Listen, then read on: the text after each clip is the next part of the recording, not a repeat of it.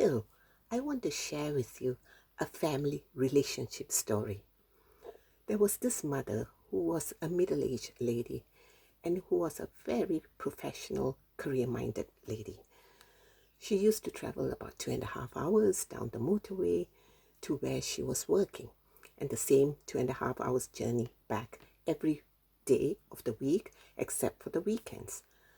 But on weekends, she was a real mother, a proper mother who did all the shopping on her own, did the washing, the cleaning, and she had to take her son to various activities as well. She had a teenage son and a spouse. And because there was no public transport around the area, so she was the chauffeur for her son, and he was involved in various activities which she wanted.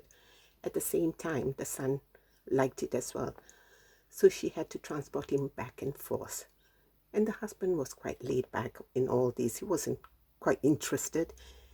But when he gets into a mood or temper, he will really get one. So she carried on doing this. She was a calm lady, friendly lady, but she was always moaning about doing everything by herself. She would point the finger at them. Why can't you take responsibility? Why can't you take responsibility to do this, to do that? She did it with the son. At the same time, she did it with the spouse. And the worst thing that really angered her was she'll do the shopping for the whole week. And then what the husband does is he finds it hard to go to bed early. So he will stay back, watch late night movies, and he'll go to the fridge and take this ice cream and he'll gobble it down his throat, and they won't have any dessert left for the week. And that frustrated the son, and it also frustrated the mother. So again, the finger pointing goes, take responsibility. If you finish it, you go and get more. And it carried on. Every single day there was some sort of responsibility pointing finger at either the spouse or the teenage son. So on this day when she had to go to work, she got up early. That's her usual time. She gets out about 3:30. So by 4:30 she's leaving the home to go to work, to start early, to settle herself there, have breakfast, and then get into her work so that she can come back fairly reasonable time.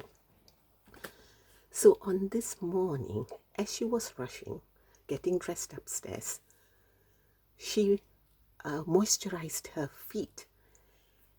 And as she was rushing to come downstairs, she missed the first stairs and she slipped and fell.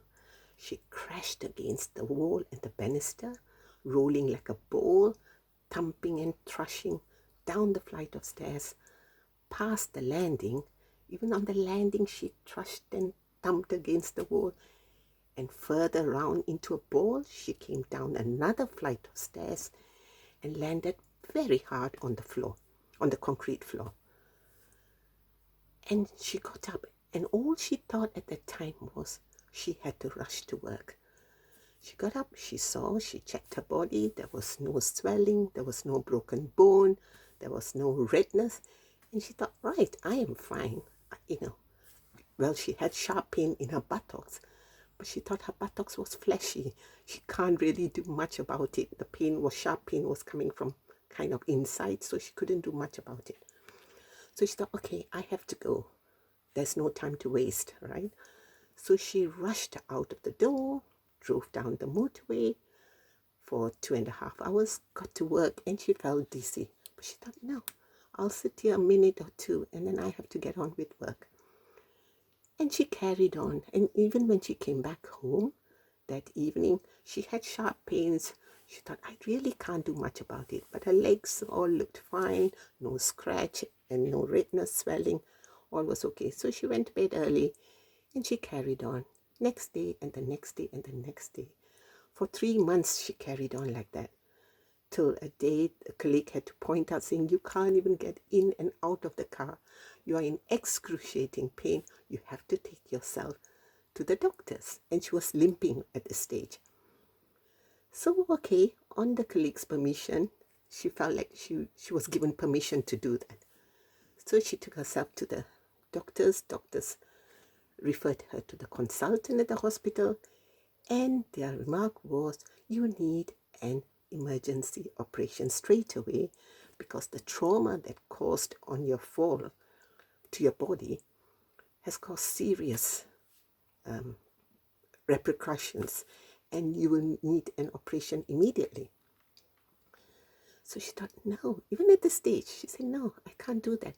I've got to take responsibility for my son. I've got to take responsibility for my spouse. Who's going to do it? I need to go to work and blah, blah, blah. She carried on. And she said, no. So she came off the table and she took herself back and carried on, limping, in pain. They gave her painkillers, but that was not good enough. And she carried on for more than a year. And then it became really serious that she went for an operation. So here, the moral of the story is the reflection that she was getting from, the mirror reflection that she was getting from her spouse and her son was actually pointing to her that she was not giving responsibility for herself. She was not taking responsibility for herself, for her needs, for her wants, but she was always pointing the finger at them. So they were there just like a mirror reflecting to her actually what she needs and what she has to give for herself. So relationships are always a mirroring of what you need to give yourself and what you need to fulfill for yourself. So you see, she didn't take any responsibility at all for herself, right? Even when she fell, she thought, no, I have to think of them. I have to think of work. I have to think of the spouse. I have to think of the son, but not herself. So that's the moral of the story. Relationships are always a reflection of what you need to give to yourself and what you need to make or do for yourself or change in yourself. So that's the moral of the story. And if you have any kind of resonation with this, give me your comment below. Give me one comment that you can identify what are your spouse or your children mirroring to you that you need to offer to yourself first. Okay? And I'll see you in another story, another day. Bye.